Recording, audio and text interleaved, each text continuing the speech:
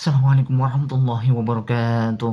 Syukur Alhamdulillah kita dapat berjumpa lagi di kajian Ghosbah, kajian Kiai Haji Ahmad Bahauddin Nur Salim. Semoga apa yang disampaikan oleh beliau dapat bermanfaat dan barokah untuk kita semua. Amin, amin ya rabbal alamin. Assalamualaikum warahmatullahi wabarakatuh. Bismillahirrahmanirrahim. Saya akan rileks wali di Bang Pak Rektor. Saya yakin itu. Karena wali itu lebih dekat Allah. Sehingga orang dulu itu saya ulang lagi ya, ada satu kearifan namanya hidup itu apa? Hidup itu adalah cari sebanyak mungkin supaya hidup itu tidak tergantung pada banyak hal. Jika misalnya cara berpikir orang-orang modern itu sebenarnya banyak orang-orang ilmuwan yang nggak ngagumi Amerika. Bukan karena angkuh enggak. Untuk mempertahankan kebesaran negara sebesar itu, kebutuhan listriknya besar, kebutuhan tentaranya besar, kebutuhan apa. Sementara negara kayak Venezuela atau Swiss, kebutuhannya ada banyak. Pertanyaannya, yang tergantung dengan banyak hal, sama yang tidak tergantung banyak hal, itu pinter mana? Kalau dibalik pertanyaannya gitu, negara-negara maju itu tidak keren kalau dibalik pertanyaannya. Orang yang untuk mempertahankan eksistensinya banyak, butuh banyak hal, dengan yang tidak butuh banyak hal, itu pinter mana? Orang yang bahagianya nunggu jadi dokter, nunggu jadi kiai besar, kiai viral, dengan orang yang bahagia cukup dengan ngopi, itu pinter mana? Tapi kalau dibalik pertanyaannya, orang yang tahunya nikmat hanya kopi, dengan nikmat yang banyak, pinter mana? Makanya Mbah Mun tuh kalau guyon itu lucu. Aku iku saake ambek wong desa sing mlebu swarga. Saya dulu eskal mlebu swarga kok disakeni. Akhirnya beliau memberi penjelasan. Wong desa iku roe pakanan enak, iku mau kopi mbek uduk. Lah swarga iku mau nuruti sing dikarepno. Akhirnya wis mau mangan, wis ngopi, nguduk, ngopi, wong ora roh pakanan liyane ku ora roh. Nasi mandi ya ora roh, pizza ya ora roh apa-apa. Terus saya bilang, wah lah niku nak nganti selera tentang wanita cantik. Iku juga sederhana. Rontok pesek ya wis cantik, rontok ireng ya wis. Apa bidadarinya seperti itu karena saking enggak pengalamannya. Jadi surga itu kan nuruti apa yang diinginkan. Kira-kira keinginan orang kampung kalau di surga itu apa coba? Makanan apa coba? Nah, senengnya ketemel gemblong itu.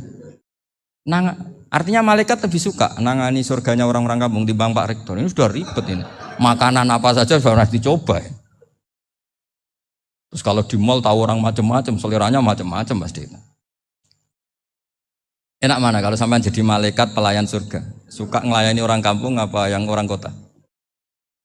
Orang kampung kan?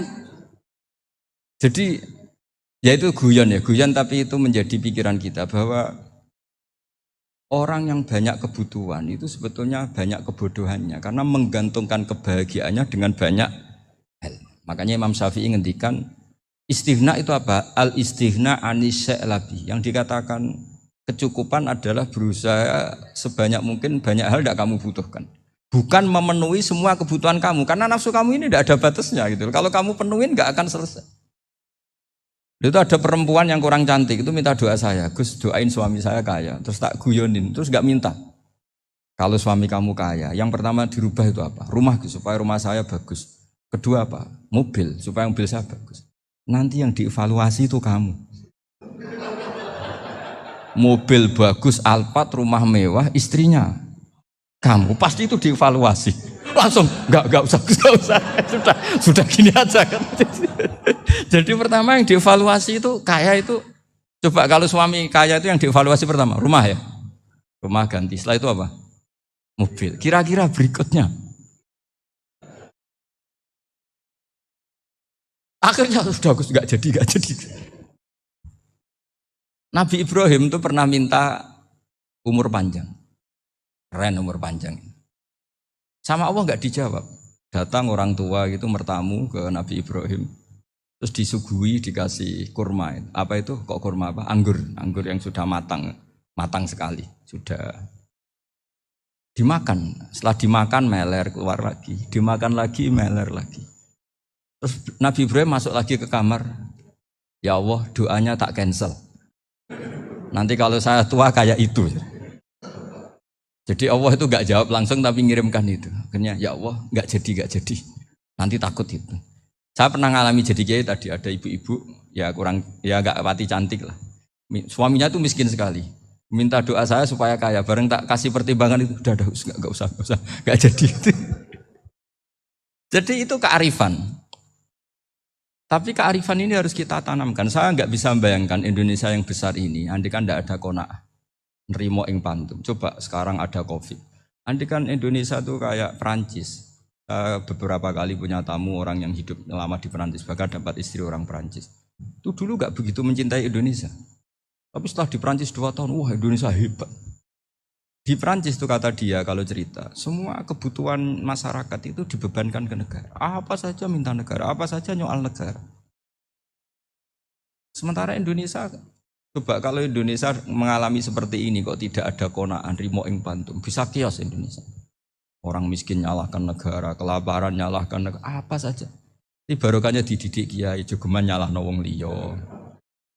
Urip pun romo ing pandum, diame. Sampai gak ngerti kalau Covid. Banyak tuh orang-orang kampung itu, orang lugu-lugu itu. Mbah niki saking Covid, salam ning Covid muga-muga umure panjang. Dikira Covid itu nama orang yang ahli sosial itu. Mbah niki dana saking Covid. Matur nuwun sampekno salamku muga-muga umur panjang. Bingung kan yang nganterin ini. Ini gimana yang mau menjelaskan? Memang enggak paham. Ribet kan. Tapi saya pastikan bahwa dengan keadaan seperti ini kita bahagia, kita stabil itu jelas barokahnya kalimat tadi, moto tadi atau pegangan hidup tadi. Makanya disebut al-ibarat qutun li'ailatil mustami'in. Bahwa redaksi atau kata-kata atau pegangan atau filosofi hidup, apalah namanya itu adalah penyemangat. Penyemangat. Karena kata-kata ini memang luar biasa. Ketika sahabat perang demi kebenaran, zaman itu ya pasti benar karena yang dibela Nabi. Dulu itu kan enak zaman Nabi, yang dibela mesti benarnya, musuhnya mesti salahnya. Jika dulu itu memang harus tegas. Kalau sekarang mau tegas gimana? Yang kamu bela tidak mesti benar, musuhnya tidak mesti salah. Ribet kan kalau misalnya saya tukaran sama Pak Rektor, kamu mau bela mana kan bingung. Saya tidak mesti benar, saya tidak Nabi. Pak Rektor apalagi tidak mesti benar lagi kan? Ribet kan? Jadi kalau kita mau perang sekarang itu mau pede gimana? Enggak. Makanya banyak ulama sekarang tuh mau tegas tuh enggak berani karena ya banyak hal yang abu-abu lah wilayahnya. Misalnya pilihan presiden atau pilihan bupati, pilihan menteri. Kamu mati-matian bela itu. Yang kamu bela tidak mesti benar. Musuh kamu tidak mesti salah. Misalnya pilihan bupati. Wah ini kabupaten ini baik kalau bupatinya ini. Yang satu bilang ini. Terus tim suksesnya kamu tanya. Kamu yakin? Ya tidak juga. Lah kenapa semangat? Kan saya botohnya paling alasannya ya itu aja. Bukan yang lain. Beda dengan zaman Nabi. Nabinya mesti benar, Abu Jahalnya mesti salah. Kan enak aturan mainnya. Jelas. Singkat cerita dalam perang itu banyak sahabat yang ngalami luka, ngalami apa gitu. Kemudian curhat lah ke Nabi. Ya Nabi gara-gara derekkan jenengan, ngikuti jenengan saya harus ngalami seperti ini, seperti ini. Ngiranya orang itu diapresiasi sama Allah keluarnya itu. Ternyata sama Allah gak diapresiasi. Malah diturunkan ayat intakunu ta'lamuna fa innahum ya'lamuna kama ta'lamun wa tarjuna minallah ma'ala yarjun. Kalau kamu sakit karena perang, orang-orang kafir itu ya sakit. Itu saja berani padahal demi kekafiran. Wa tarjuna minallah ma'ala yarjun. Padahal kamu punya nilai lebih yaitu berharap kepada Allah yang mereka tidak punya. Saya jadi kiai itu ya kadang mangkel. Karena yang benci ya benci, yang seneng itu ngel-ngel loh kayak Pak Bejo. Jadi semuanya ribet. Nah iya, yang benci ya ganggu, yang seneng ya ganggu, tambah nemen. Seribet. Tapi kalau sudah ingat bandar narkoba, mereka berhadapan dengan polisi, kadang ditembak karena kesalahannya terlalu fatal. Antar persaingan mereka juga bisa tembak-tembakan karena merebut pasar narkoba. Itu saja mereka berani. Kok kita yang jadi kiai kadang dicium tangannya, dihormati gak berani, hanya takut apa ya musibah-musibah kecil lah, atau problem-problem kecil. Nah iya, kalau kita bandingannya gitu. Kalau kamu mau tahajud kedinginan, itu masih nanti dihisab Allah itu gitu. Maling ayam itu keluar malam-malam, hanya dapat ayam. Itu gak takut dingin. Ya gak takut digebuki masa. Kamu mau tahajud saja takut dingin. Makanya nanti hisabnya orang soleh itu nanti dijajarkan orang dolim. Terus diperbandingkan. Wah itu habis kamu kalau itu. Jadi misalnya Unisula mau rapat, tapi ini malam, kalau malam dingin nanti sama masuk angin. Anak-anak pang di perapatan aja berani kamu. Kalau sudah perbandingannya gitu tuh ribet kita nanti. Makanya itu kalimat itu moto atau filosofi hidup. Sehingga diulang lagi nasihat itu. Iyam saskum korhun faqadu masal qoma korhum mislu. Kalau kamu kena luka, orang-orang yang nggak benar juga akan kena luka. Itu aja berani demi ketidakbenaran. Masa kamu demi kebenaran enggak berani? Akhirnya orang itu, ya itu kalimat, itu heroik. Makanya kita ini penting ya, makanya tadi himne Unisula dimulai kalimat thayyibah. Karena kalimat ini yang menjaga kita kalimat ini. Misalnya tentang Tuhan. Kenapa orang Islam imannya kokoh seperti ini, termasuk yang sudah hidup di Amerika, di Australia, di mana-mana. Itu ya barokahnya ajaran atau barokahnya kalimah. Saya sebut kalimah saya pakai bahasa santri. Karena la ilaha illallah itu dalam tradisi santri disebut kalimatu haqqin alaiha nahya wa alaiha namut wa alaiha nub'ats. Ada yang riwayat wa biha nub'ats insyaallah taala minal aminin. Kenapa mereka di mana-mana meskipun sekolah di Amerika, di Australia, bahkan di Uni Soviet tetap mukmin? Itu barokahnya ajaran yang benar. Allah itu siapa? Tuhan. Tuhan itu sifat dasarnya apa? Awal. Dia harus wujud awal sebelum makhluk yang lain. Sehingga ketika ada negara yang maju, yang tertib, manajemennya tertib, masyarakatnya makmur, tapi punya Tuhan yang tidak seperti itu, tidak awal, itu sudah gak nyaman. Karena ndaklah keren Tuhan saya, karena Tuhan saya itu al-awwal, zat yang pertama. Tuhan saya keren lah, zat yang gak mati. Tuhan yang gak mati, yang gak pernah mengalami kematian. Sehingga tontonan atau yang dilihat kenikmatan-kenikmatan yang lain ini tidak mengubah dia pendirian tentang Tuhan. Karena mantapnya satu kalimat tadi bahwa Tuhan itu ya harus satu, harus awal, harus tidak mati, tidak rusak, tidak mengalami apa-apa yang membahayakan. Sehingga ketika ditawarin Tuhan yang lain meskipun menjanjikan secara finansial atau kemakmuran, mereka gak tertarik. Itu coba, itu barokahnya makmur apa barokahnya ajaran? Barokahnya ajaran, sering negara Islam itu kalah makmur dengan mereka, tapi barokahnya ajaran ini tetap apa? Tetap Islam. Makanya Nabi Ibrahim, Nabi yang sukses bikin wa ja'alaha kalimatam baqiyatan fi aqibi. Sehingga kita ini bekti sama orang tua misalnya, itu ya karena ajaran. Suwargamu itu karek wong tuamu, nak wong tuamu ridho, Allah ridho, nak ora ridho, Allah ora ridho. Ridho wa fi ridhol walidain wa sakhatu wa sukhtu wa fi sakhatil. Sehingga ketika ada orang tua yang agak brengsek gitu, anak-anak tetap hormat. Punya orang tua yang miskin, yang sudah miskin, tukang tombok nomor, banyak kan di kampung gitu. Ya tetap hormat. Coba kalau dari awal kita ngajari orang tua kamu hormati ya, kalau baik, kalau enggak usah. Bisa geger Indonesia. Tapi barokahnya ajaran-ajaran itu Indonesia tertib karena ada ajaran. Nah ini di sini pesantren dan Unisula semua harus berkontribusi membuat ajaran yang benar itu adalah ciri utama Islam. Sehingga Islam ini dimulai dengan ajaran kalimatu haqqin alaiha nahya wa alaiha namut. Sehingga kita tenang seperti ini. Saya ini termasuk kiai yang tenang. Meskipun kata orang banyak saya ini kiai besar, tapi termasuk kiai yang paling tenang. Termasuk yang paling tenang.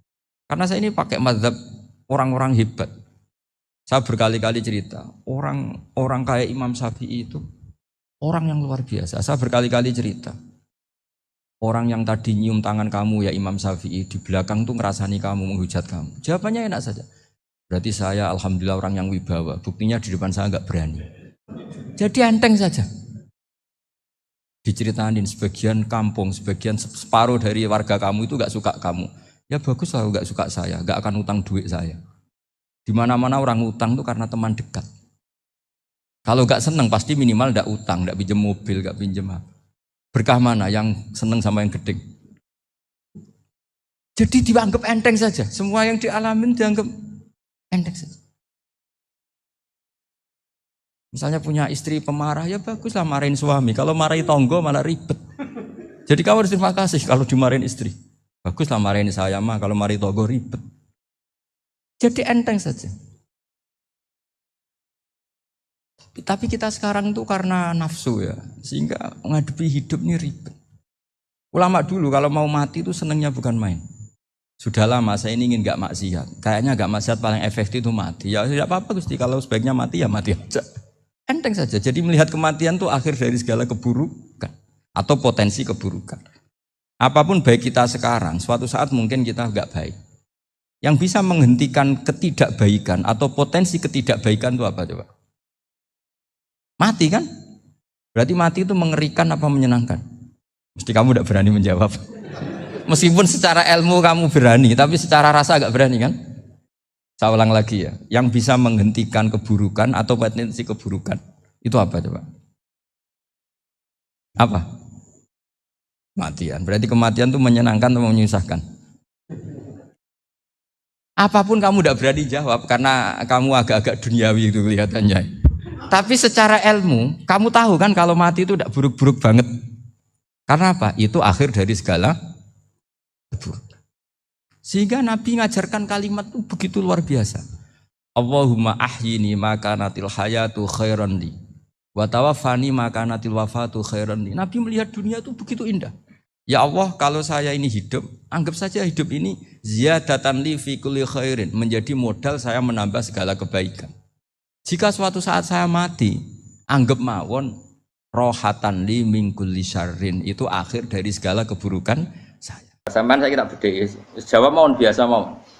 Bodho pantes, pinter pantes jawab bae. Kula nu bolak-balik ngaji menerangkan. Kita ini hidup itu menjadi tahu apa malah menjadi tidak tahu gara-gara hidup.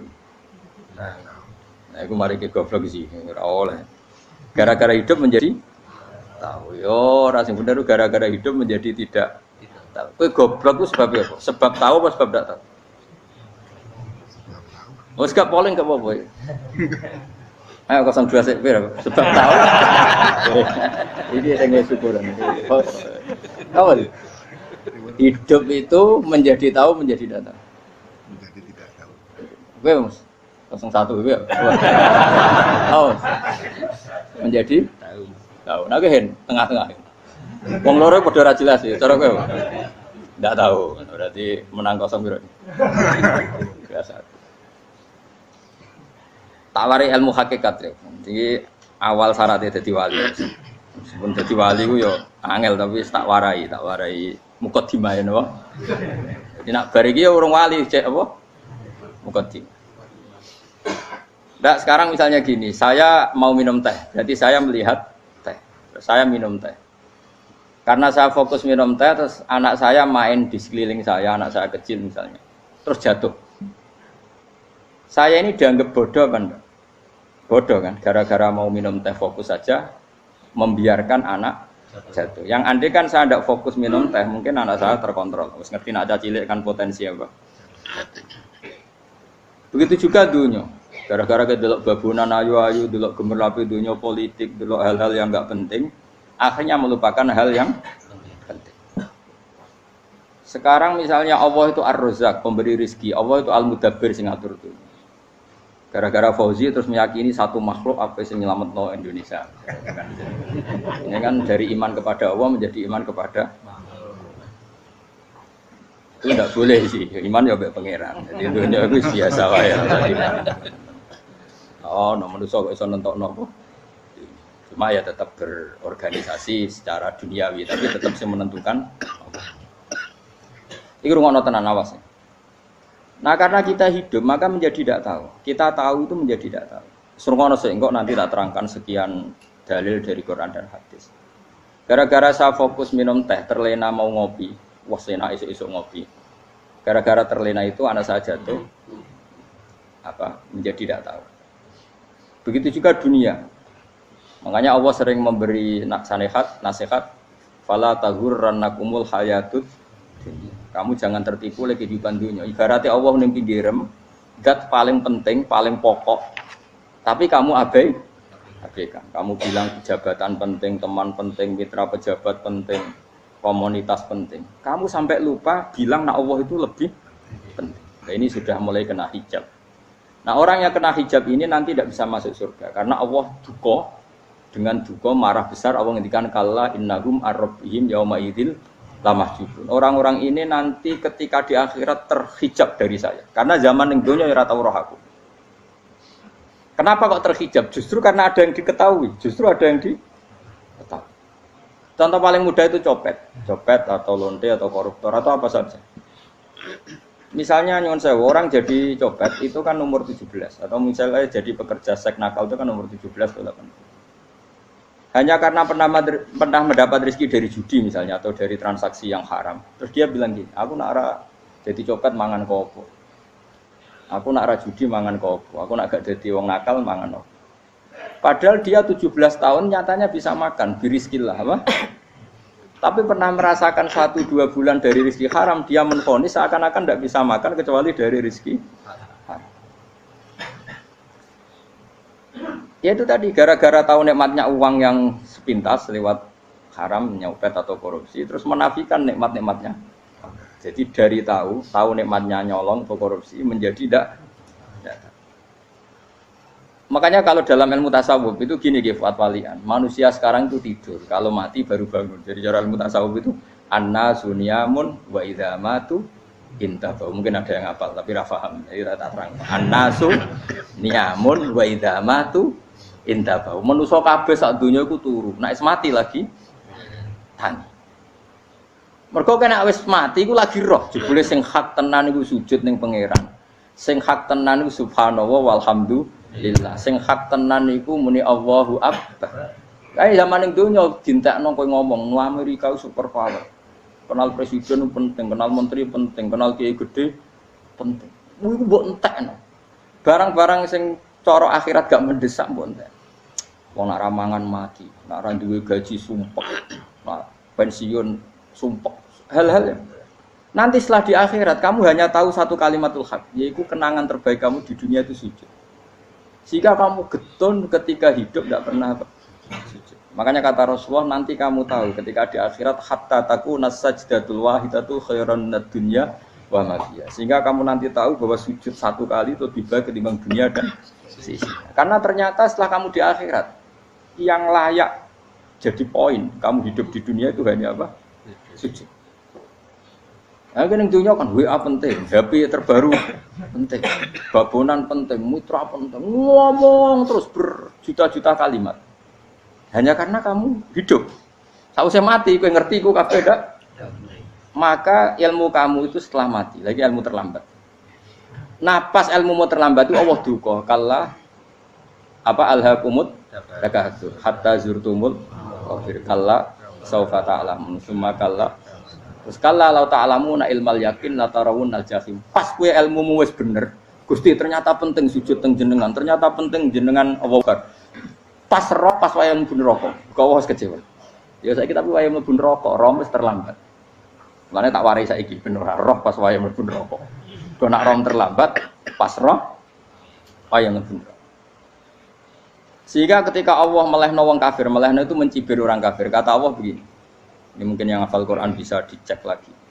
Fakashafna anka ghita akafa basarukal yauma hadid. Jadi kata Allah ngomentari orang kafir ketika di akhirat, laqad kunta fi ghaflatin min hadza. Kamu lupa kan kalau ada akhirat seperti ini kata Allah. Fakashafna anka ghita aka. Sekarang kamu saya kasaf, saya buka semua fakta. Fa basarukal yauma hadid. Sekarang pandangan kamu tajam. Dulu di dunia bilang misalnya seks penting, dugem penting, narkoba penting, maksiat penting. Kalau enggak gitu saya pusing. Nanti di akhirat semua ini jadi problem. Artinya apa? Gara-gara di dunia melihat gemerlapnya dunia, dia menjadi tidak tahu pentingnya Allah, tidak tahu pentingnya akhirat. Maka dengan hidup malah menjadi tidak tahu. Maka untuk menjadi tidak tahu itu sebabnya dua. Makanya polling 01 dan 02 sama benarnya tadi. Gara-gara tahu yang menjadi tidak tahu, gara-gara tidak tahu yang menjadi tidak tahu. Tadi misalnya kamu fokus ya, misalnya Rukin jelalatan untuk cawe itu, fokus untuk cawe itu, gak Allah waktu ngarepe kejengkang, kesandung. Berarti gara-gara melihat menjadi tidak Tidak tahu. Ya kira-kira seperti itu. Gara-gara fokus delok dunya nganti ra roh hae Allah Subhanahu wa taala. Di sini Allah sering pesan fala taghurrannakumul hayatud dunya wala yaghurrannakum billahil ghurur. Kamu jangan tertipu dengan kehidupan dunia. Makanya saya itu orang yang paling fanatik sujud. Soale kula suwun jenengan sing sujud. Wes sujud salat 5 waktu lah nikmati. Karena sekali kamu terbiasa mensifati dunia ini penting, nanti kamu akan lupa mensifati akhirat itu penting. Dan itu awal kamu tergelincir dari ansawa isabil, dari jalan yang benar. Makanya tadi pepatahnya orang sufi apa? An-nasu niyamun wa idza matu inta. Manusia itu tidur, kalau mati baru. Terus contoh kedua begini. Kenapa Allah begitu murka ketika orang tidak mengerti hak-haknya Allah? Bukan karena Allah anarkis atau keras, tidak. Memang secara akal pasti begitu. Saya sampai tak beda ini. Ya contoh gampang-gampang saja, tak wari logika. Kalau ada orang buta lewat kemudian nabrak tembok, karena apa? Karena buta kan? Buta itu maknanya apa? Tidak tahu. Akibat tidak tahu, nabrak tembok. Ya kan? Karena tidak tahu. Karena tidak tahu nabrak tembok, karena tidak tahu terjatuh di sungai, karena tidak tahu terjatuh di jurang. Sekarang juga sama. Orang karena tidak tahu pentingnya agama, tidak tahu pentingnya Allah, kemudian dia fokus ke duniawi. Akhirnya ya nabrak tembok. Natijanya sama enggak? Saya ulang lagi ya. Orang buta karena tidak tahu nabrak tembok. Orang fokus untuk perempuan cantik atau melihat apa, kemudian dia tidak tahu depannya juga nabrak. Untuk menjadi nabrak itu syaratnya tidak tahu apa tahu. Bisa dua-duanya. Tidak tahu ya sebabnya nabrak, fokus ke yang lain ya bisa. Maka tidak tahu ya sebab nabrak, fokus ke yang lain juga sebab. Nah mata kita, hati kita ini sudah dipenuhi hal-hal yang tidak penting, sehingga kita lupa dari hal yang penting. Kayak tadi kita mau minum kopi saja, fokus sampai meninggalkan anak main sampai jatuh. Berarti minum kopi sebenarnya tidak satu kebodohan, tapi ketika membiarkan anak kecil jatuh itu adalah kebodohan. Sebetulnya makan menikmati dunia itu tidak kebodohan, tapi ketika Anda melupakan Allah itu menjadi satu apa? Kebodohan. Ini disebut kamu jangan terlena oleh kehidupan apa? Dunia. Nah kenapa terlena? Yuk kakean delok. Mulane Nabi itu ora tau delok dunia. Nabi, saya ini tak latih gitu di wali, tapi mukadimah. Kulon itu belum pernah delok. Saya pernah punya kakak wakil bupati, punya teman gubernur banyak tuh. Kalau delok susu rawani, mereka khawatir seneng. Nabi itu pernah, Nabi itu jenenge manusia, pernah lewat itu. Kemudian tonggo-tonggone Nabi kebetulan pas pulang bawa unta-unta banyak. Itu Nabi melihat mungkin 0, sekian detik. Itu dilori pangeran. La tamuddanna ainaika ila ma matta'na bihi azwajam minhum zahratal hayatid. Jadi misalnya koyo rogen misalnya delok wong numpak Alphard pejabat ana sing bukakno. Enak aja nak jadi wong ngene iki. Kalimat itu direkam oleh Allah bahwa Mustafa pernah ngomong enake dadi wong iku numpak Alphard ana sing bukakno. Tapi kan tetap kirim. Sehingga nanti di akhirat kalimat itu direkam misalnya nanti ternyata yang numpak Alphard misalnya nyuwun sewu misalnya yang numpak Alphard tadi tetap di neraka, kamu ya ikut di neraka. Karena dia menikmati Alphard lali akhirat, kowe yo ngangen-angen kepengen seperti itu. Maka poinnya sama. Kalau pun rokok bareng. Terus ada orang sujud di musola, melarat sujud. Kowe gak pernah enak dadi wong iku. Padahal sujud itu yang menjadi orang masuk surga. Terus kowe ditakoki ning akhirat. Kowe tahu angen-angen dadi wong sujud mboten nate. Tapi kowe tahu angen-angen mewah nate. Yes, seneng kono kira-kira gitu. Lha iku latara undal pas kowe roh ilmu yakin pas wae mlebu neraka. Iki mulane tak ajari dini kiat-kiat supaya kira mlebu. Makanya latih melihat dunia gue juga kesuwen. Misalnya di konco jadi pejabat. Kalau nanti di keluarga pejabat sampai sekarang pun saya sering punya teman. Buat nanti kalau melihat bahwa dia pejabat. Karena saya takut dosa. Saya melihat dia seorang mukmin yang sujud, yang sholat. Saya bodoh sekali kalau melihat dia pejabat. Karena itu tidak ada artinya di akhirat. Saya sampai sekarang yang saya melihat presiden orang yang mukmin, sehingga saya harus hormat. Saya melihat Bupati orang yang mukmin, sehingga saya harus hormat. Melihat sampean ini wong sing mukmin, malah gue jalalan barang ini sudah mukmin plus. Jadi rasa tiga kartu pinter gue jalalan. Jalalan gudel bisa gaya bisa. Gudel lu rano mana nih? Oh anu gak angger wong bisa maca kitab apa? Gundul. Jos lah. Jadi saya ulang lagi ya. Makanya saya itu nanti kalau sampean alim sudah kayak saya, itu pasti nggak kagum sama sahabat. Sahabat itu, apalagi Rasulullah ya tentu. Sahabat dulu aja yang gampang ditiru. Sayyidina Umar ketika ditusuk oleh siapa? Abu Lu'lu siapa? Al-Majusi. Abu Lu'lu itu seorang Majusi. Dan Umar itu orang pendendam. Dia orang pendendam. Tapi tentu karena dia orang baik, ya pendendamnya hal-hal yang baik. Coba kalau kamu ditusuk orang itu dendam nggak? Kira-kira sebagai manusia kan dendam. Itu tanyanya begini sama yang ya taruh sekarang orang dekatnya. Yang bunuh saya tadi siapa? Oh itu Abu Lu'lu Al-Majusi, Hulamul Muhirah. Dia budaknya Muhirah. Majusi, iya ya Umar. Dia sudah mau mati. Itu ngendikan gini, sama siapa alteknya? Alhamdulillahilladzi lam yaj'al maniyati biyadi rajulin sajadalaka sajdah yuhajuni biha yaumal qiyamah. Ya Allah, terima kasih sekali ya Allah. Engkau mentakdirkan saya dibunuh oleh orang yang enggak pernah sujud. Kalau saja dia pernah sujud, maka dia berhak menuntut saya dengan sujudnya untuk masuk surga. Artinya gini, kalau dia ditusuk orang yang pernah sujud, misalnya Sayyidina Umar kok ditusuk oleh Ruhin, kemudian Umar masuk Ruhin masuk neraka, aku tetap pedih Gusti. Isowai sujudnya dia menjadikan enggak berhak masuk neraka. Artinya Umar saking hormatnya pada sujud, dia enggak berani. Jadi kira-kira kok Umar sujud kowe, iku kira-kira rawani maksudno anak kowe mlebu neraka. Piye-piye di kekuatan sujud yang mempotensikan tetap dia masuk surga. Makanya dia seneng, dendamnya kesampaian. Syukurlah nek sing mateni aku ora tau sujud. Dadi tak patut nang neraka langsung gludeng ngene kira-kira gitu. Saking hormatnya ambek sing jenenge sujud. Tapi kita sekarang enggak. Rawong ning musala sujud, ya jeneng wong nganggur. Otak kita ini sudah PKI lah kamu. PKI halus. PKI yang tanpa kartu, paham? Makanya Allah kalau muji sujud, enggak sampean tak latih supaya baca Quran yang benar. Kayak apa Allah bikin Ka'bah? Kayak apa mulianya Ka'bah? Itu dibikin Allah untuk apa? Lil akifina wa sa'atusai warrukais sujud, dan untuk orang-orang rukuk dan sujud. Ketika Allah menurunkan rezeki di bumi dan di langit, itu perhitungannya Allah mau sitok asli. Rabbana liyuqimus shalah faj'al afidatan minan nas tahwi ilaihim warzuqhum minas sama. Gusti, ben nak sujud ku kuat. Piye-piye menungso nak ramangan ra kuat. Nak is kuat, dia tenaga yo ben sujud. Liyuqimus shalah. Ketika Allah muji orang baik, atau ibunal abidunal hamidunas saihuna satruse arraqiunas sajid. Yang rukuk yang sujud. Karena tadi ketika nanti Anda di akhirat, kenangan terbaik Anda di dunia itu hanya sujud. Liane itu, coba misalnya kena akhirat terus video disetel sih, pas kongkoi-kongkoi ini perapatan. Bariku ngelamonem disetel, jadi pegawai negeri, ngayal gajinya sakmene, engko sakmene gue wayo, wan terekam kabeh. Oh rai sini wong. Terus tokoh idola sing duwe wae sing tumpakane Alfa di sekretaris saya. Iku mbok neng utakem iku berpuluh-puluh tahun. Dan itu jumlahnya poinnya misalnya 100.000.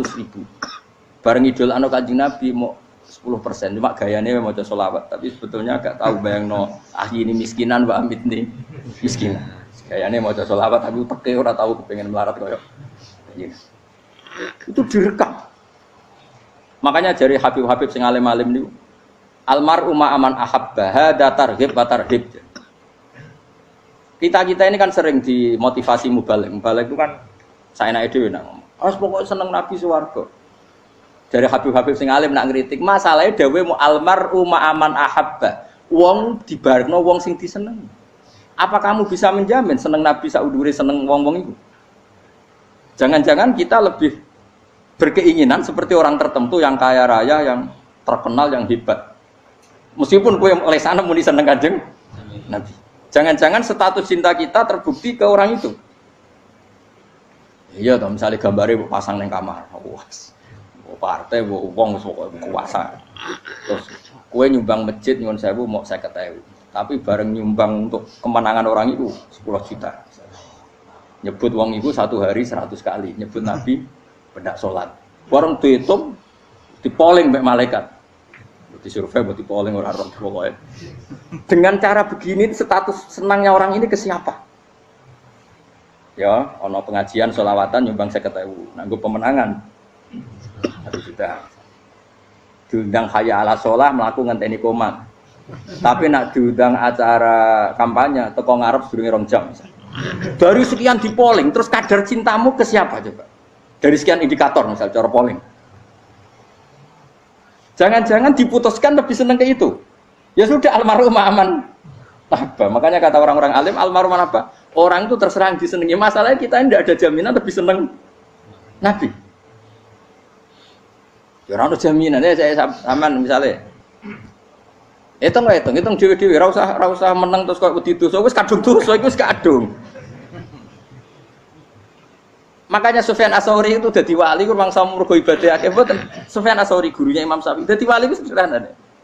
Sama tak ceritane orang-orang jadi wali dengan cara yang sederhana. Tapi kan niru wis copy paste ya, artinya ora apa ya, KW lah. Kalau niru enggak apa-apa, tapi KW kebaikan. Sufyan Ats-Tsauri itu ditanya, "Kenapa kamu sedekat itu sama Allah dan Anda keramat?" Jadi resepnya begini, Dok. Saya itu belum pernah ke masjid nunggu adzan. Paling enggak setengah jam, 1 jam sebelum adzan itu saya sudah ada ke masjid. Ditanya, kenapa begitu? Ketoke kok kawula sing elek, moroe ngenteni diceluk. Wis ngerti nek waya yak ngono iku Allah nyeluk. Misale saya punya cah dalem atau saya punya karyawan, tiap jam 8 itu buka toko. Nah, bayangno itu juga. Saya punya karyawan tiap jam 8 tugasnya buka. Selalu buka tokonya ngenteni tak panggil. Hen, toko buka. Siap. Tapi besok ya ngono lagi. Hen jam 8 buka. Siap. Tiap hari gitu, kira-kira kedarani karwaniku goblok apa sopan? Kira-kira enggak jawab ya?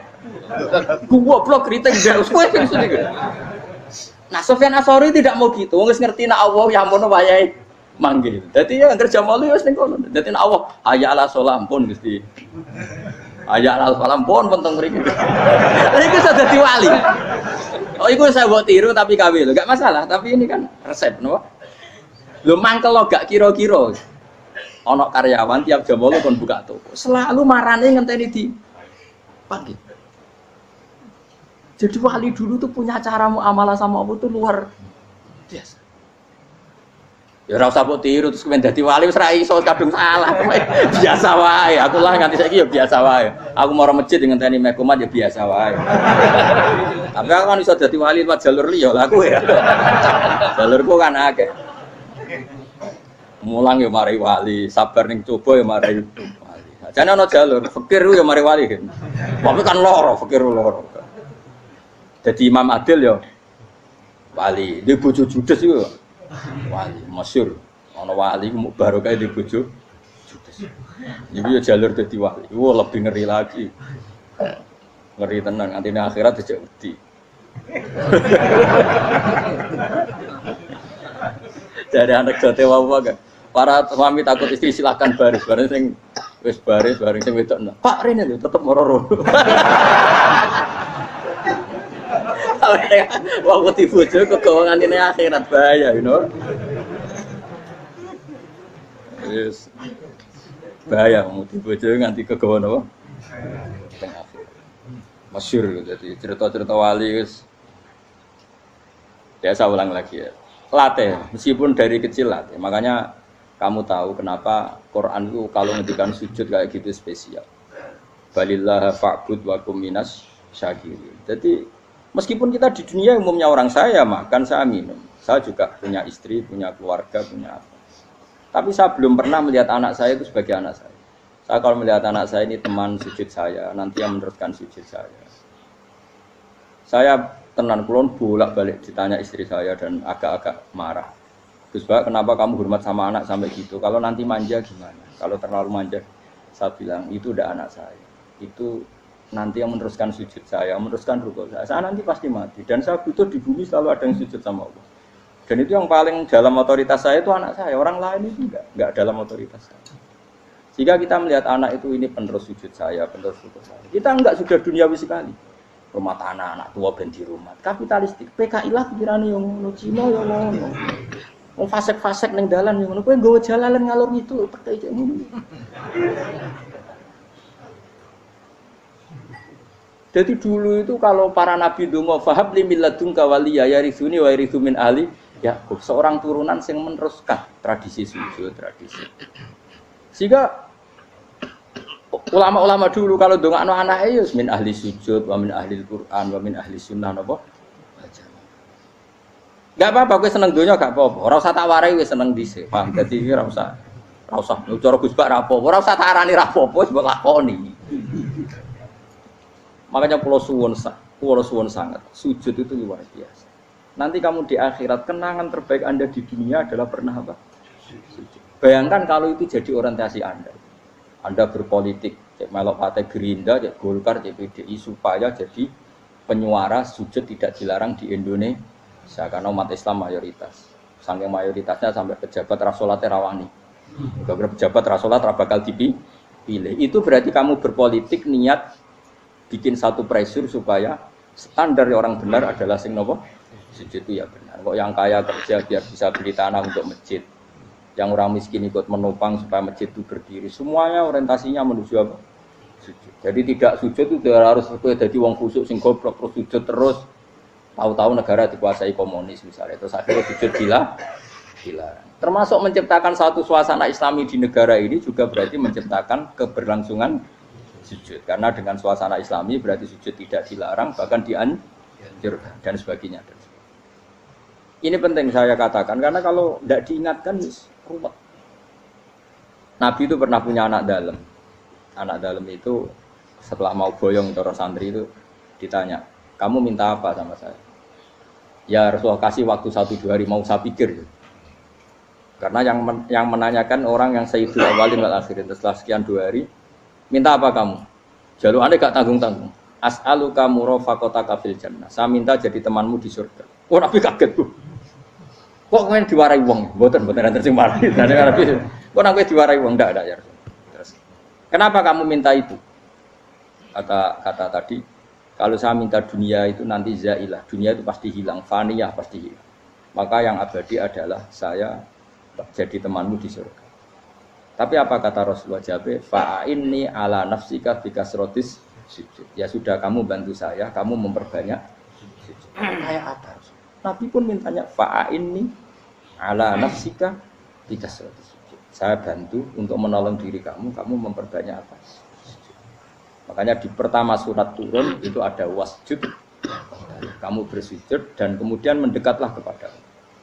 Tapi sekarang enggak. Karena kita kena hijab duniawi, mitra penting, semuanya penting dan semuanya penting itu makna di hati kamu adalah khadun. Bahkan ngidolakno kiai perkara khadun nafsu, enak dadi kiai gede. Wah, teko ditolak al-badru. Wale napu widato MC-ne muni Saiful Fadilah wal Karomah, mbah sauni-unine MC. Bariku disangoni dihormat. Tekan muji ulama wae dari segi dun. Ya, bariku iso wayo akeh macam-macam. Utek nek selek, tekan muji ulama wis dari segi. Makanya saya ini termasuk ulama, kalau kan saya ngebis biasa. Kalau jarang kerso di panggungnya, seneng dulu. Supaya semua ulama udah dipandang secara apa? Dunia. Saya sampai sekarang ngedus anak kulo biasa. Teng pasar gitu biasa. Kulo marung teng pasar mangan gitu biasa. Nak seneng kulo ben atas nama wong alim karena apa? Kalau kita terlalu menikmati dunia, lama-lama orang seneng ulama juga dari sisi dunia. Keren, jadi kiai teko disualami dicucupi munggah. Ya enggak apa-apa itu enggak dosa sebenarnya, tapi takut saya utek elek-elek iku ngidolakno perkara duniawi, show-nya itu lho, Pak. Jadi wong ini tak pikir teko ngaji bar wis warmu paham karmu ora karepmu. Mulan ngarep ra ngaji karmu. Mesti rugi kowe ya, aku tenang ae aku. Ben orang itu latihan ikhlas, napa? Latihan. Lho kadang gitu protes mbek tiyang-tiyang. Gus, jenengan sekali-kali nak tidak tak derekno kok umum. Aku itu tidak mengharamkan itu, meneh kula dereng tuwa. Dereng haji malah turun, topa meneh. Dalane ra roh dereng kiai malah ngel-ngel wong. Rukin tahu tak konderekno ning kota, tak kon sepeda motor kan terno ning gone Malibu. Dalane ora roh malah yo nerang. Lha kan dalan akhirat ora roh donya ora roh sing ora iku apa. Lah tak kowe wong ijo urip. Jalan dunia ora roh, dalan akhirat ora mbok roh iku apa. Repot. Jadi kenapa saya Tidak mau, bukannya menolak. Saya senang kalau kiai-kiai terhormat, senang sekali. Saya senang kalau ada ulama dihormati, karena supaya jadi tradisi ulama itu terhormat. Tapi jangan semua ulama mau dihormati. Nanti lama-lama jadi siklus. Tekan mencintai kiai saja karena fasilitas. Gue senang jadi imam masjid akbar, masjid Istiqlal, imam besar. Senang mergo kenal presiden, datang dikawal. Senang jadi sudes, wah keren, sholat ngarepe Ka'bah, teko dikawal askar. Ya kalau senang karena itu kan berarti menjadi dunia. Itu sirinya kenapa Rasulullah ketika ba'da Fathi Mekah sudah menguasai Mekah, sudah naklukkan Mekah Madinah. Nabi itu satu hari terbiasa.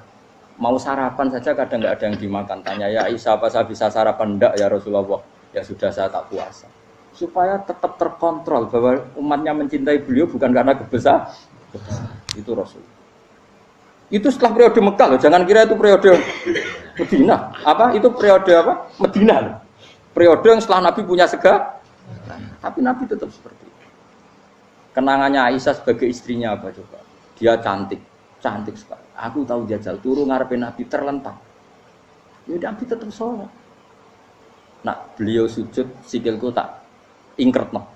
Nah beliau ngadeg tak lonjoro meneh. Jadi Aisyah wa ana muqtaridotun bene adi turu terlentang. Jadi cara ya sudah terlentang.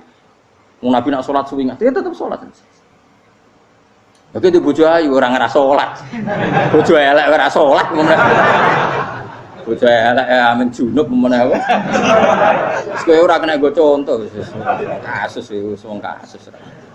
Kowe di bojo ayu prawan turu karepku sida sholat ora bos misale lho. Pemene wong jegoten wae tambah over. Mustafa lho kula ora ngenyek jegoten liyane ora usah sibuk. Mergo nak ngenyek wong akeh dosa, nak ngenyek wong sitok ora. Misale dosa tak hitung mau ke sore. Aku ngenyek dosa sitok, mulang ganjarane 10. Cek susu piro? Cek surplus orang dagang cek. Cek badi. Iku enak adene ra ikhlas. Ra ikhlas aku yo ra ikhlas ilmuku, malah lara. Malah neraka ping 13 sebenarnya. Makanya ini dipikir ya, saya ulang lagi, harus dipikir secara matang-matang. Bahwa kita tidak boleh terlena oleh kehidupan dunia. Menjadi bodoh kan, Anda minum teh, kemudian anak Anda jatuh di pinggir Anda. Paham? Nah sekarang menyangkut mukjizat. Ini masih tentang ayat ini, nanti sampean tahu logikanya.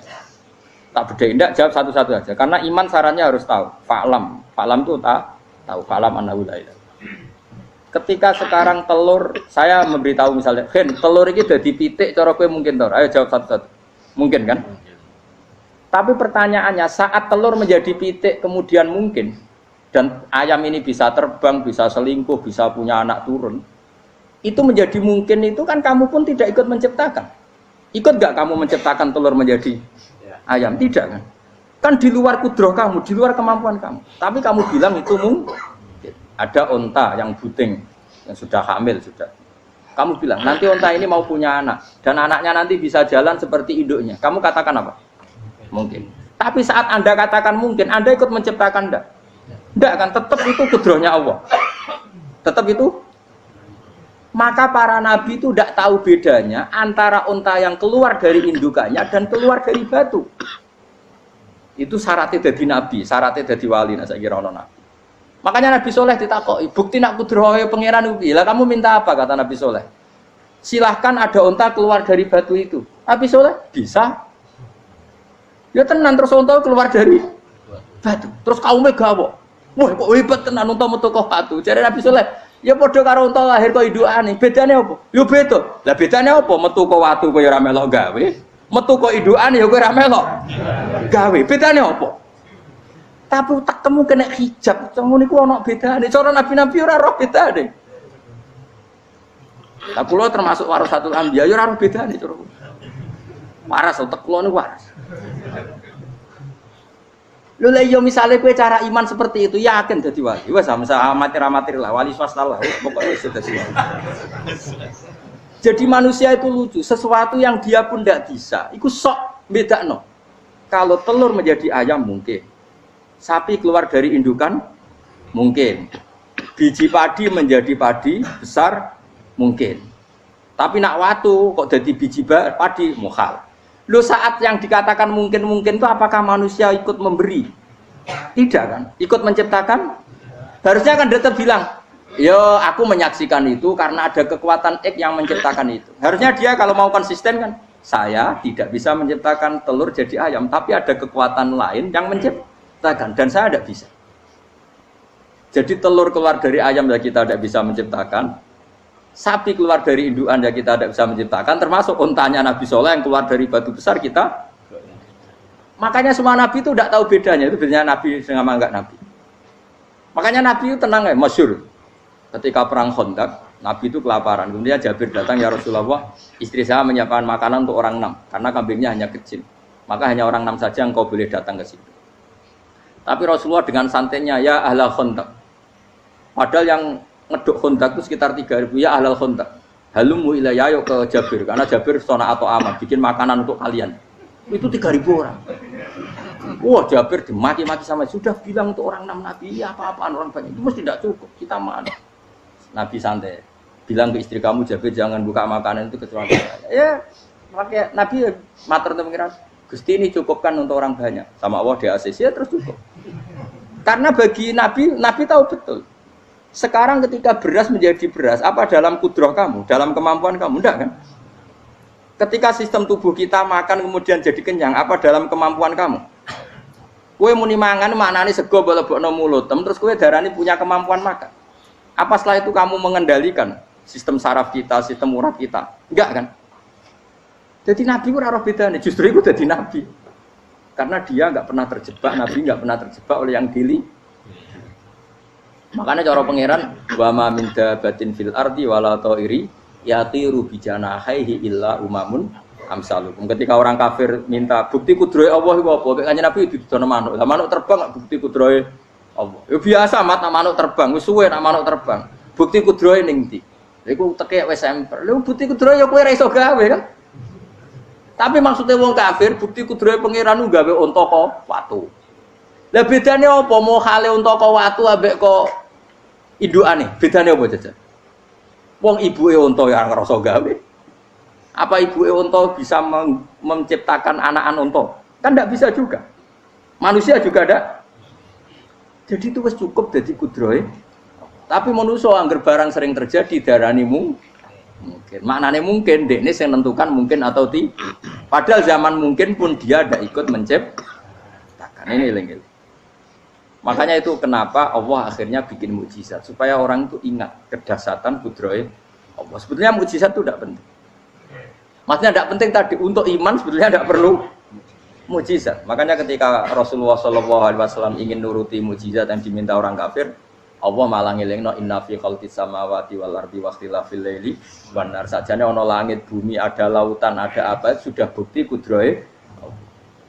Nah sekarang mukjizat kok ngenteni unta keluar dari apa tadi? Batu, ngenteni Nabi Soleh. Lautan merah di sebelah tongkatnya Nabi Musa terus terbelah. Itu dari mukjizat. Kalau itu maknanya mukjizat karena manusia tidak mampu, apa manusia mampu bikin lautan? Kan tidak mampu juga. Kenapa itu tidak dikatakan mukjizat? Lagi-lagi karena wis kena mataul huruf. Paham jelas ya? Makanya kata Allah, saiki wong ora percaya hari kebangkitan. Alasannya masa manusia jadi tanah menjadi manusia? Memangnya manusia yang sekarang hidup itu dari apa coba? Sehingga nado melok pilek, pilpres, melok dukung mendukung itu memangnya dari apa coba? Dari tanah kan? Mestinya hari kebangkitan sejati ya sekarang ini orang-orang dari tanah sekarang berkeliaran ini harus go jalalan ngalor ngidul maknani. Itu yo kok lemah. Kemudian setelah jadi tanah, mati, orang engkar, wah ini nggak mungkin jadi manusia lagi. Padahal zaman sekarang jadi manusia itu karena kudrohnya manusia apa karena Allah? Karena Allah. Dan manusia sekarang dari tanah apa enggak? Dari tanah. Harusnya ya berpikir seperti itu. Kalau kudrohnya Allah bisa menjadikan manusia sebanyak ini dari tanah, tentu Allah tetap mampu nanti setelah jadi tanah menjadi manusia. Itu malahnya kula nu wedi urip nggih wedi tenan. Karena tadi dari hidup menjadi tidak tahu. Annasamun wa idza matu tidak tahu. Kita semua punya tidur setelah mati baru karena baru tersadar. Makanya analogi itu penting, kias itu penting. Ya saya beri contoh berkali-kali saya menyontohkan. Sampean tak warai hujah ulama. Nanti pasti sampean taslim itu pasti nyerah. Kalau kamu disebut jeleknya oleh orang lain, kamu mangkel nggak? Mangkel kan? Itu Imam Ghazali gini, kamu tak kasih resep supaya kalau ada orang mengingatkan kejelekan kamu itu tidak mangkel. Apa itu resepnya? Misalnya gini, di baju saya ini, inna fi thawbika akroban wa hayatan. Di baju kamu itu ada kalajengking yang berbisa atau ada ular yang berbisa. Ada orang mengingatkan itu. Kamu terima kasih apa enggak? Terima kasih. Karena ada sesuatu yang bahaya di diri kamu, diingatkan, dan karena diingatkan itu Anda terus bisa menghilangkan sesuatu yang bahaya tadi. Sekarang kamu punya sifat hasud, sifat dengki, sifat riya, sifat-sifat yang buruk. Itu sesuatu yang mencelakakan kamu di akhirat. Kemudian ada orang mengingatkan itu, harusnya kan kamu matur nuwun karena sifat yang buruk kamu diingatkan, kemudian kamu berusaha Wong diingatkan ada kalajengking yang hanya madorot di badan kamu saja kamu terima kasih. Ini diingatkan ada hasud dengki yang madorotnya dunia akhir, kamu tidak terima kasih. Jadi itu ulama dulu. Jadi kalau bikin hujah itu gampang sekali. Jika ulama dulu kalau berdebat kemudian diingatkan temannya, kalau dia salah misalnya, itu ya tenang saja. Karena mereka cukup punya akal, punya analogi untuk nganggap itu biasa. Kayak diingatkan ada kalajengking di tubuh kamu. Kamu matur nuwun enggak sama ingatkan? Tadi saya ngaji sore, ngaji di sini cerita. Kila itu Imam Ahmad. Itu mudah mereka iman sama Allah dan Rasul. Maka yu'minu billahi wal yaumil akhir falyukrim apa? Jaru. Kalau kamu iman sama Allah dan Rasul maka muliakan tetangga. Itu ada seorang ulama dipanggil tetangganya, ayo ke rumah saya. Setelah sampai, dah pulang saya tidak jadi butuh. Sampai di rumahnya dipanggil lagi. Ke situ lagi, dah pulang lagi saya sampai 3 kali. Itu si ulamanya senyum-senyum santai. Ketika pemuda tadi insaf dan minta maaf, kenapa Pak Ulama kamu kok tenang saja? Jawabannya enggak. Kata Rasulullah, saya disuruh hormat tetangga. Saya senang sekali bisa melakukan perintah Rasulullah. Jadi saya nurut kamu itu tidak ada urusannya dengan kamu karena perintahnya Rasulullah. Nangis pemuda tadi. Kalau kita kan enggak, gengsi dong, giambar. Ini kan kita gayanya mulai sunnah Rasul, tapi uteknya itu jihadun nafs. Nah kalau kamu sudah gitu, tak daftar jadi wali, mbok KPU-ne oleh nyetujui mbok kapan roh nanti. Tak daftar. Saya ulang lagi, jadi kamu harus terbiasa dengan kias yang diajarkan Quran ya. Jadi ketika bijian jadi pohon besar, itu pun kamu katakan mungkin. Padahal ketika kamu katakan mungkin, kamu pun tidak ikut menumbuhkan bijian jadi pohon asam yang besar. Itu menunjukkan kudrohnya Allah. Artinya sebetulnya kamu hidup semuanya itu hanya menyaksikan kudrohnya Allah tanpa kamu memberi kontribusi. Kenapa kamu yang menentukan mau hal dan tidak mau? Harusnya mau taslim menyerahkan diri nak kabeh mau nyekseni kekuasaane Allah. Itu sing dimaksud Quran apa ya tanazzalul amru bainahunna lita'lamu annallaha ala kulli syai'in qadir wa annallaha qad ahata bi kulli syai'in ilma. Alam raya dibikin variasi kayak gini mau tujuannya Allah supaya kalian menyaksikan kemampuane. Boleh jelas ya. Makanya ketika ada pangeran ketika bumi yang sudah mati tak hidupkan dengan hujan, begitulah kadzalikan nusyur. Ya kira-kira seperti itu proses sesuatu yang mati menjadi hidup lagi. Coba biji, misalnya biji apa? Biji kurma atau biji kacang atau biji apa? Kamu simpan di rumah bertahun-tahun, berpuluh-puluh tahun. Tentu ini berstatus biji yang mati. Kamu tanam di tanah, kamu kasih air, kemudian menjadi hidup. Menjadi hidup, rindang. Ya sudah, itu kan berarti Allah bisa menggerakkan dari sesuatu yang mati. Itu juga telur, sesuatu yang mati. Tapi kalau kamu bilang, tapi di dalamnya itu ada zat-zat yang hidup, itu pun tidak kamu yang menciptakan. Susah ya, apa sih ngakoni nak iku kudrohe Allah. Lah nak kowe ngakoni kowe gak mampu kemudian iku kudrohe Allah, tentu kematian kita setelah mati pun dalam kudrohnya bisa bangkit lagi. Makanya Allah menutup kadzalikan nusyur. Begitulah. Begitu juga menyangkut umur. Kalau kamu dijaya, harusnya kamu minta dong tidak mati terus. Nyatanya kamu mati. Makanya Allah pernah duka, falola in kuntum ghairu madinin tarji'unaha in kuntum shodiqin. Kalau kamu merasa dijaya sebagai manusia, coba ketika nyawa kamu di kerongkongan, kembalikan lagi ke tubuh kamu. Nyatanya tidak bisa. Ternyata kita hanya objek. Umur panjang ya karena dikasih Allah, umur pendek ya karena dikasih Allah. Dengan terlatih begini maka kita mudah sujud sama Allah Subhanahu. Itu harus dilatih terus sebagai seorang mukmin. Sehingga kita hidup di negara apa saja, kondisi apa saja itu rileks. Karena semuanya itu karena kekuasaannya. Meskipun kita tentu bernegara yang baik. Ya kita ikut pilpres, ikut pileg, ya normal lah. Bertetangga yang baik, apa saja yang baik. Tapi semuanya itu kita menjaga konstitusinya Allah. Sampai be tonggo wis nang masjid kene enak. Bojo tiga imangan bener kecewa mbek kowe, nek ora kecewa kok gelem sujud bareng. Anak kita rawat supaya mereka jadi generasi penerus sujud, penerus ruku. Terus begitu jadi orientasi. Nah, itu kalau sudah seperti itu namanya al ulama warasatul anbiya. Sahabat terima dan dirahmati Allah Subhanahu wa taala. Kiai Haji Ahmad Bahauddin Nur Salim atau lebih dikenal sebagai Gus Bah, lahir 29 September 1970, merupakan penceramah yang berasal dari Rembang, Jawa Tengah. Beliau dikenal sebagai salah satu ulama ahli tafsir Al-Quran dan merupakan murid dari Kiai Haji Maimun Zubair. Gus Bah merupakan putra dari seorang ulama pakar Al-Quran dan juga pengasuh pondok pesantren Tahfidzul Quran, yaitu Kiai Haji Nur Salim Al-Hafiz dari Nurukan, Kragan, Rembang. Kiai Nur Salim merupakan murid dari Kiai Arwani Kudus dan Kiai Abdullah Salam, Kajen, Mergoyoso Pati. Nasabnya bersambung kepada para ulama besar. Bersama Kiai Haji Habib Zazuli, Gusmi, Gus Bah mulai gerakan Jantiko, jamaah anti koler yang menyelenggarakan kajian Al-Quran secara keliling. Jantiko kemudian berganti nama Manta, Majelis Nawaitu Topo Broto, lalu berubah menjadi Zikrul Ghafilin. Kadang ketiganya disebut bersamaan, Jantiko, Manta, dan Zikrul Ghafilin.